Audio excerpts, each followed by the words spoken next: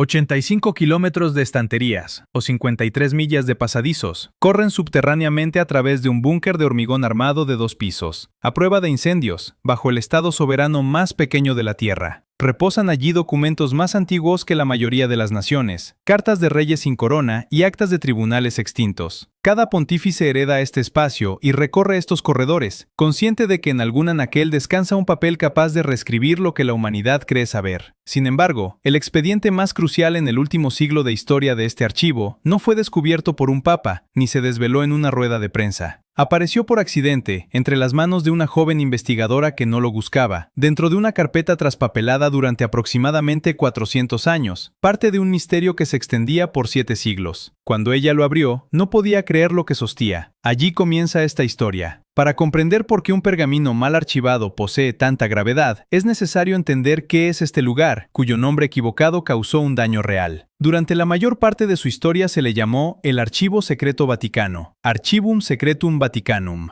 Novelistas y teóricos de la conspiración imaginaron bóvedas de conocimientos prohibidos. La verdad era más humana. En latín, secretum no significaba oculto, sino privado, personal, perteneciente al Papa. El archivo era suyo, como el cajón cerrado de un escritorio. Los pontífices lo usaron para almacenar el papeleo de la institución, bulas, encíclicas, correspondencia diplomática y actas de juicios. En 1881, el Papa León XIII abrió el archivo a eruditos externos y en 1884 fundó una escuela para formar archiveros en la ciencia de leer y preservar documentos. En octubre de 2019, el Papa Francisco cambió el nombre de secreto a apostólico para corregir un mito calcificado en creencia común, declarando al personal que la Iglesia no teme a la historia. Una frase con el peso de todo lo anterior y de lo que estaba por venir. Porque la historia allí dentro no siempre es dócil, a veces desaparece por un error administrativo. Eso ocurrió con el documento central de este relato. Se desvaneció en la inmensidad del archivo porque alguien, siglos atrás, lo colocó en el estante incorrecto. Allí permaneció mientras caían imperios y avanzaba la reforma, mientras los historiadores trabajaban con copias incompletas. En septiembre de 2001, Bárbara Frale, graduada en la Universidad de Tusia en Viterbo y paleógrafa del archivo, realizaba su trabajo de catalogación del periodo medieval cuando topó con un pergamino desubicado bajo una referencia ajena a su contenido. Era una pieza en latín de 58 por 70 centímetros, fechada entre el 17 y el 20 de agosto de 1308. Al leerlo, Frale pensó que estaba soñando. Inició una verificación de 6 meses. Cotejó la caligrafía, analizó los sellos y cruzó los nombres de los cardenales, confirmando que la tinta, la vitela y las fórmulas diplomáticas correspondían a la Cancillería de 1308.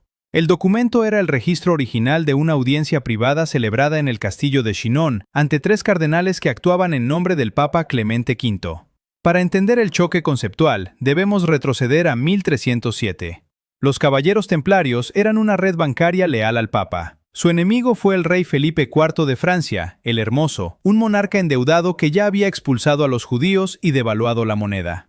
El viernes 13 de octubre de 1307, los soldados de Felipe ejecutaron un arresto coordinado bajo cargos de herejía, blasfemia y profanación de la cruz en ritos secretos. Bajo torturas, los caballeros confesaron lo exigido. El gran maestre Jacques de Molay confesó, se retractó al cesar el tormento y volvió a confesar ante la hoguera. Frente a este engranaje estaba el Papa Clemente V, un pontífice débil que en 1309 trasladó su corte a Aviñón, bajo control del rey. Este arresto unilateral atacaba la autoridad pontificia.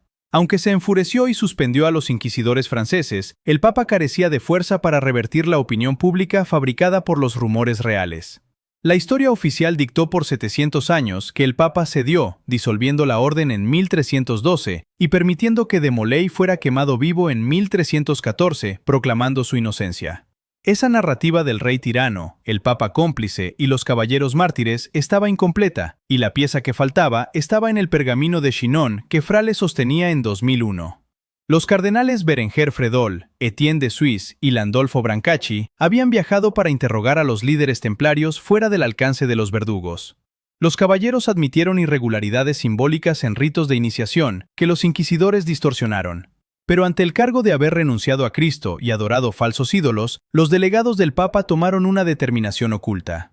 El pergamino registraba la verdadera decisión de Clemente V tras escuchar la defensa directa de los caballeros, planteando la fractura definitiva entre la fachada política mostrada al mundo y el veredicto real que el pontífice firmó en secreto. ¿Cuál fue el destino espiritual que el Papa decretó para Jacques de Molay en ese documento? ¿Y por qué la institución prefirió guardar silencio mientras las llamas consumían viva a la máxima autoridad de los templarios? El veredicto oculto en el pergamino de Chinon desafiaba directamente 7 siglos de condena oficial.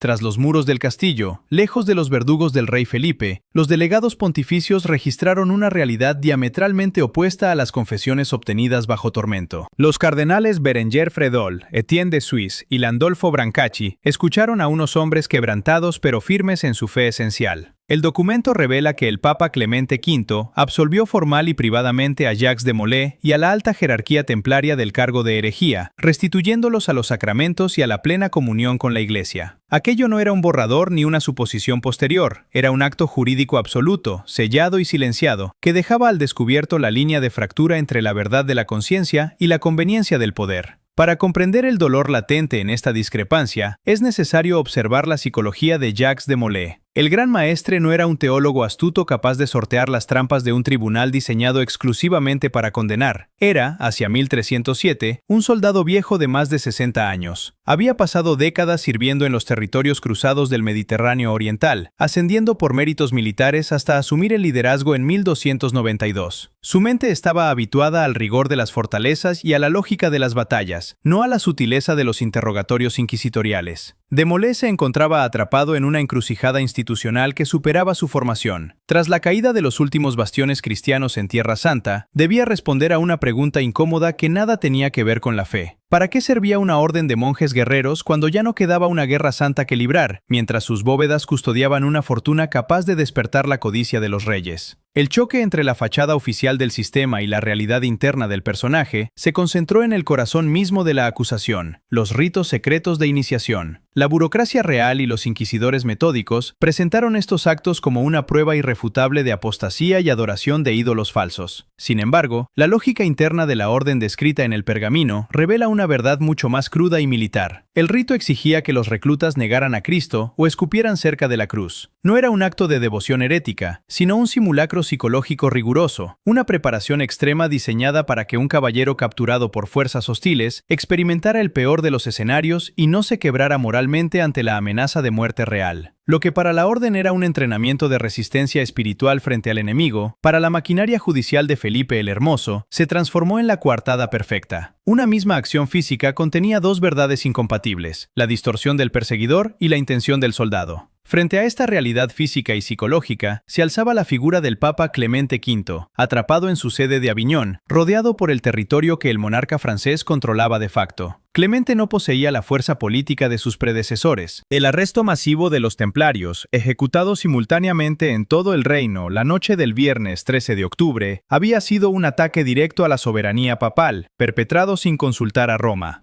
Aunque el pontífice suspendió inicialmente a los inquisidores en un estallido de furia, pronto constató que el rumor público cuidadosamente administrado y los bienes ya confiscados eran hechos consumados insuperables. Su respuesta, plasmada en Chinon, fue un ejercicio de equilibrismo trágico. El Papa absolvió a los hombres del pecado de la herejía, reconociendo la falsedad de los cargos principales, pero no restauró la orden ni detuvo la maquinaria destructiva del Estado. Hiló una aguja demasiado fina, salvó la pureza espiritual del maestre en un pergamino privado, mientras permitía que la estructura institucional fuera suprimida por decreto en 1312. El silencio pontificio de 7 siglos consolidó una versión distorsionada de la realidad que el sistema defendió por omisión. En la plaza pública, Jacques de Molay fue conducido a la muerte en marzo de 1314, en una isla del Sena, protestando por su inocencia en sus últimas horas, ejecutado por cargos de los que el Papa lo había absuelto en privado. El peso de esta verdad sepultada estalló a gran escala cuando Bárbara Frall publicó sus hallazgos en la revista de Historia Medieval en 2004, y en un libro traducido a múltiples idiomas, desde el inglés y el francés hasta el español, portugués, polaco y checo.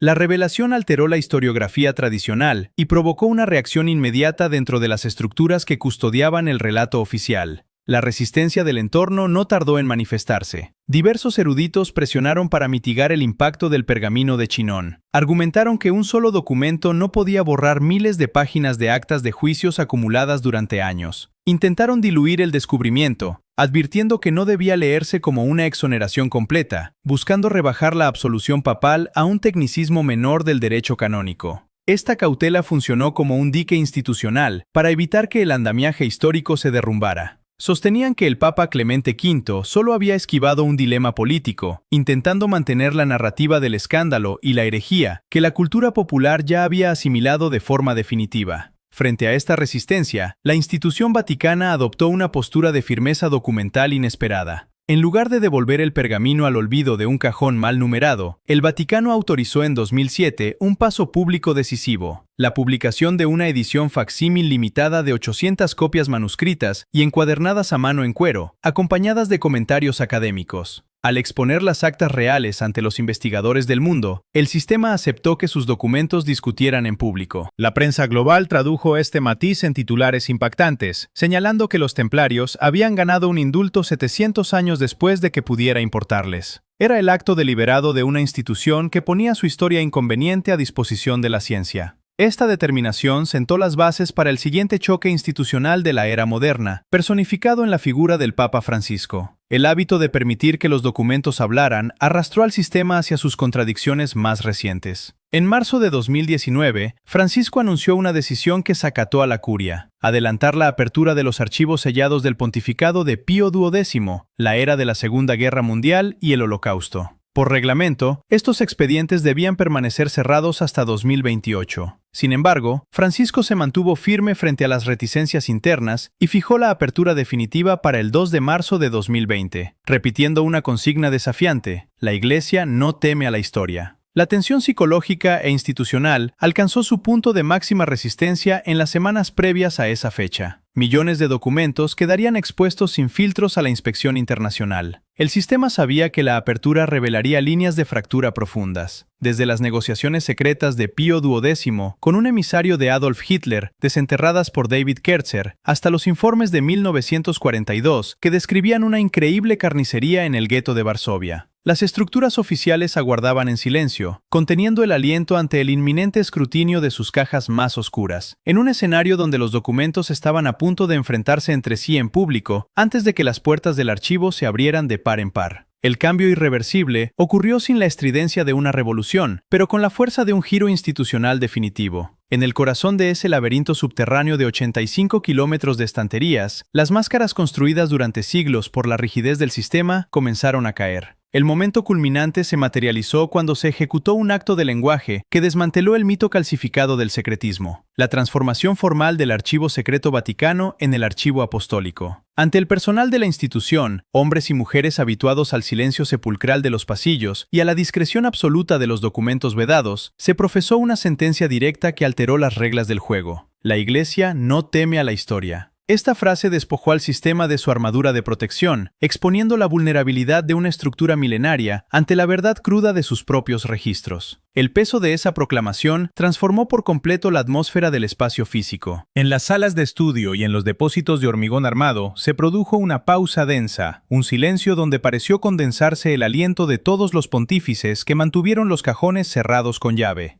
La reacción de los presentes, paleógrafos y archiveros que habían dedicado sus vidas a la custodia de la memoria institucional, reflejó la gravedad del instante. La declaración arrancó la fachada oficial de una estructura que se creía dueña absoluta del relato del pasado. Ya no se trataba de proteger un dogma organizativo, sino de admitir públicamente que el sistema no puede controlar lo que el pasado dirá sobre él. El archivo dejaba de ser el cofre blindado de un poder absoluto para convertirse en un territorio expuesto, donde los rostros reflejaban la incomprensión ante la pérdida del control hermético. Esta acción decisiva expuso los defectos fundamentales de la maquinaria burocrática y devolvió el valor a la experiencia humana viva, desestimando los relatos preconcebidos de héroes o villanos perfectos. Al abrir las cajas selladas y permitir el acceso a millones de páginas, los expedientes empezaron a discutir entre sí en el espacio público. Los informes sobre la carnicería en el gueto de Varsovia y las tensas negociaciones con emisarios del régimen nazi emergieron sin el filtro de la censura institucional, mostrando las líneas de fractura de una diplomacia desgarrada entre el silencio y la supervivencia. Al mismo tiempo, los miles de dosieres de ayuda humanitaria demostraron que la verdad histórica es más lenta y desordenada que las fábulas simplistas. El sistema se vio obligado a desnudarse, mostrando el dolor real de los individuos atrapados en los engranajes de las crisis globales. La trascendencia de este vuelco radica en la aceptación de una profunda humildad institucional.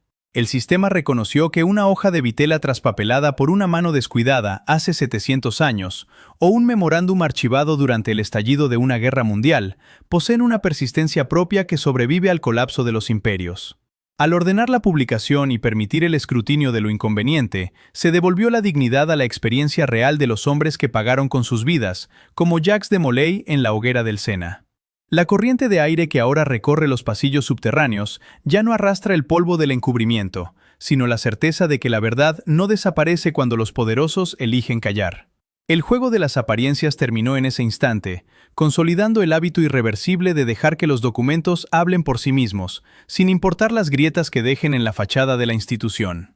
La resonancia de esta transformación se extendió a lo largo del tiempo, consolidando una dirección irreversible dentro del sistema y ante la sociedad global. El rumbo trazado desde que el Papa León XIII abrió las puertas en 1881 y que el Papa Francisco ensanchó en 2019 y 2020 se mantuvo firme, apuntando de forma consistente hacia un mayor acceso y no hacia la ocultación. La herencia que el Papa León XIV recibió al ser elegido en mayo de 2025 no fue un depósito de secretos prohibidos esperando ser sensacionalizados, sino una institución de trabajo viva que todavía produce descubrimientos y que es capaz de sorprender a los historiadores que dedican su carrera a escudriñar sus pasadizos. Gobierna este espacio la misma elección que Clemente V no logró tomar por completo en 1302 y que sus sucesores, 800 años más tarde, han intentado gestionar de una manera distinta. El cambio profundo no se mide en un decreto espectacular, sino en el hábito institucional, lento y duramente ganado, de permitir finalmente que los documentos hablen, sin importar cuánto tiempo tarde en escucharse su voz. Existe una profunda humildad sepultada bajo la majestuosidad de esos 85 kilómetros de estanterías y sus 800 años de documentación. La admisión imperfecta de que una estructura milenaria no tiene el derecho de controlar lo que el pasado terminará diciendo sobre ella. A nivel práctico y local, las rutinas dentro del búnker subterráneo se transformaron para reflejar esta nueva realidad. El personal del archivo continúa hoy catalogando, digitalizando y procesando un volumen de trabajo atrasado que no se completará en un solo pontificado.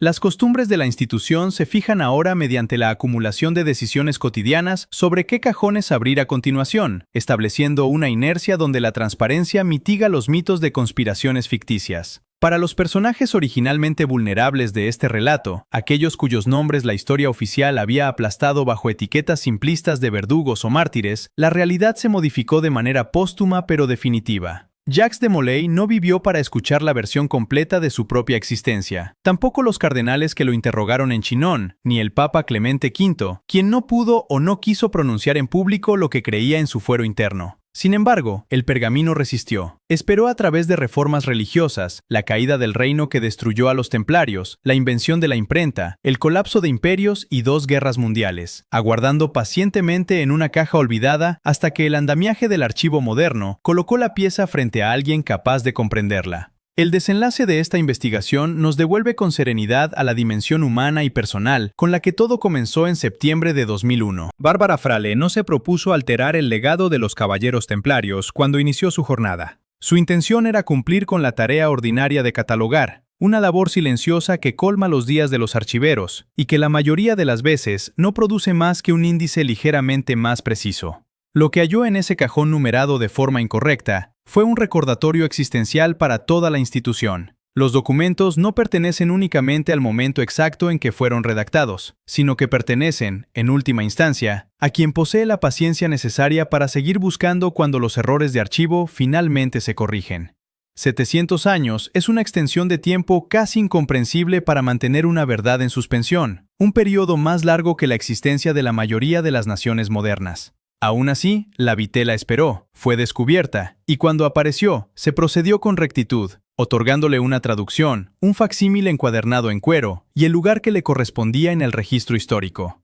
En este preciso instante, en algún punto de ese mismo archivo, descansa probablemente otra carpeta con el número equivocado, otro fragmento de velum esperando a un investigador afortunado. La institución que heredó el error también heredó la enmienda. Esta es la única clase de justicia que la historia es capaz de